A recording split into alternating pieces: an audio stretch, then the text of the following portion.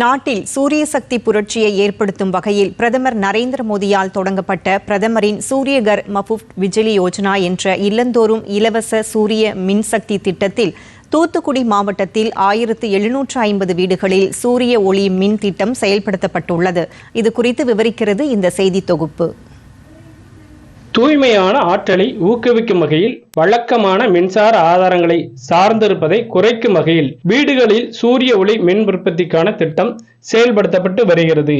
இந்த திட்டத்தில் சூரிய ஒளி தகடுகளை அமைப்பதற்கு பிணை இல்லாமல் 2 லட்சம் ரூபாய் வரை குறைந்த வட்டியில் பொதுத்துறை வங்கிகள் மூலமாக கடன் உதவிகளும் வழங்கப்படுகிறது. இந்த திட்டம் செயல்படுத்துவதன் மூலமாக கரியமில வாயு வெளியேற்றம் குறைக்கப்படுகிறது. எதிர்காலத்தில் தூய்மையான பசுமையான தற்சார்பு மிக்க நாடாக இந்த நாடு உருவெடுக்க இந்த மின் திட்டம் வழிவகை செய்கிறது. சூரிய ஒளி மின்சாரத்தின் பயன்பாட்டை ஊக்குவிப்பதால் அரசுக்கு மின்சார செலவு குறைவதோடு பயனாளிகள் ஒவ்வொருவருக்கும் மின்சார செலவும் குறையும். தூத்துக்குடி மாவட்டத்தில் உள்ள மக்களுக்கு சூரிய ஒளி மின்சக்தி திட்டத்தை செயல்படுத்த விழிப்புணர்வு ஏற்படுத்தப்பட்டு வருவதாக தமிழ்நாடு மின்சார வாரிய உதவி இயக்குனர் வேலாயுதம் கூறினார். சூரிய ஒளியை நம்ம முழுமையாக பயன்படுத்தி வீடுகளுக்கு நம்ம மின்சாரம் தயாரித்து அதை நம்ம பயன்படுத்தணும். தூத்துக்குடி மாவட்டம் முழுமைக்கும் மொத்தம் ஒரு 1250 மின் இணைப்புகளை வீட்டு மின் இணைப்புகளை சூரிய ஒளி மின் இணைப்பாக மாற்றிருக்கோம். மேலும் ஒரு 500 வீடுகளுக்கு இப்ப வேலை நடந்துகிட்டு இருக்கு சூரிய ஒளி மின் இணைப்பா மாத்துறதுக்கு. கிடைக்கக்கூடிய மானியம் குறித்து விளக்குகிறார்.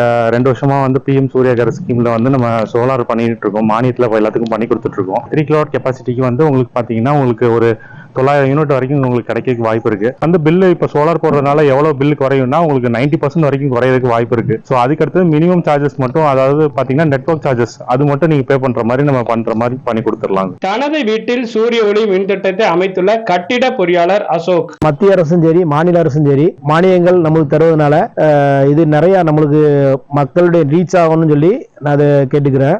அவங்க கவர்மெண்ட் கொடுக்கறதுனால எல்லா பக்கமும் ரீச் ஆகுது. அதே போல தானாக கிடைக்கக்கூடிய சூரிய ஒளியின் மூலியமாக நம்ம தேவைக்கு ஏற்ப தேவைக்கு அதிகமாகவும் இந்த மத்திய அரசுக்கும் மாநில அரசுக்கும் பவர் உற்பத்தி பண்றதுக்கு நிறைய நிலக்கரி எரிச்சு அதனுடைய சாம்பல் கழிவுனால ஏகப்பட்ட பொல்யூஷன் வருது. அந்த பொல்யூஷனும் இதுல நல்லா தடுக்கப்படுது. அதை முக்கியமா கருதி நம்ம இதை எடுத்துக்கணும். வரக்கூடிய சந்ததிகளுக்கும் நம்ம அடுத்தது இந்த என்விரான்மெண்ட்ல ரெடி பண்ணி கொடுத்துட்டு போகணும். சோ அதுக்கு இந்த சோலார் பவர் ரொம்ப யூஸ் ஆகுது. கவர்மெண்ட்டுக்கும் ஒரு சப்போர்ட் பண்ற மாதிரி எங்களுக்கு திருப்தி இருக்கு. முழுவதுமே இன்று புவி வெப்பமயமடைதல் என்பது ஒரு மிகப்பெரிய சவாலாக உள்ளது. இந்தியாவில் இந்த சவாலை எதிர்கொள்வதற்காக மத்திய மாநில அரசுகளானது மரபுசாரா எரிசக்தி திட்டங்களுக்கு அதிக முக்கியத்துவம் கொடுத்து வருகிறது. சூரிய ஒளி மின்சக்தி திட்டத்தை செயல்படுத்துவதற்காக பாரத பிரதமர் நரேந்திர மோடி தலைமையிலான அரசு மானியங்களை வழங்கி வருகிறது.